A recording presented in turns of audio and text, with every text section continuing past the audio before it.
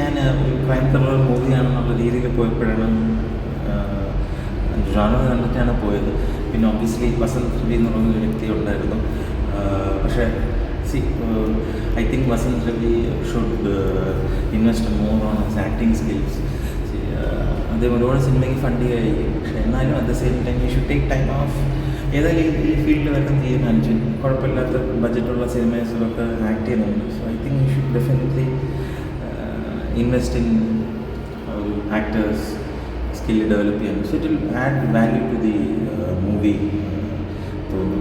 Movie as such ചില മൂവീസിൽ technical flows വരുമ്പോൾ ആക്ടേഴ്സിൻ്റെ ബ്രില്യൻസ് ആണ് മൂവി ഇങ്ങനെ പോകും. ചിലതിൽ ആക്ടേഴ്സിൻ്റെ മോശം ഇത് കാരണം ചിലപ്പോൾ കംപ്ലീറ്റ്സ് പോകും. ഇതിൽ ടെക്നിക്കലി ഈ സിനിമ കുഴപ്പമില്ല, പക്ഷേ ആക്ടേഴ്സ് ക്യാരക്ടർ പോർട്രേയിൽ ആക്ടേഴ്സ് ഒരു ചെറിയൊരു ലെറ്റ് ഡൗൺ ആയി പോയി. ആക്ച്വലി കഥ അനുസരിച്ച് കുഴപ്പമില്ല, ഇൻട്രസ്റ്റിംഗ് ആയിട്ട് പോയിക്കൊണ്ടിരിക്കുകയായിരുന്നു.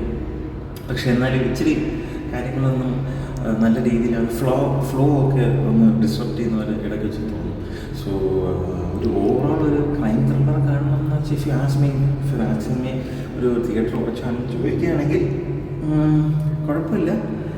If you have nothing else to do ഒരു ബ്രേക്കിന് വേണ്ടി പോയി കാണാൻ പറ്റുന്ന ഒരു സിനിമ തന്നെയാണ്. അല്ലെങ്കിൽ ഐ വുഡ് സേ ഒരു ബിഗ് സ്ക്രീൻ എക്സ്പീരിയൻസിന് ഉള്ളതാണെന്ന് വെച്ചാൽ ഞാൻ പറഞ്ഞ ടെക്നിക്കലി ഒരു ഫ്ലോ ആയിട്ട് സജഷൻ എനിക്ക് തോന്നിയില്ല. പക്ഷേ പെർഫോമൻസസ് ലെറ്റ് ഡൗൺ ആയിപ്പോയി.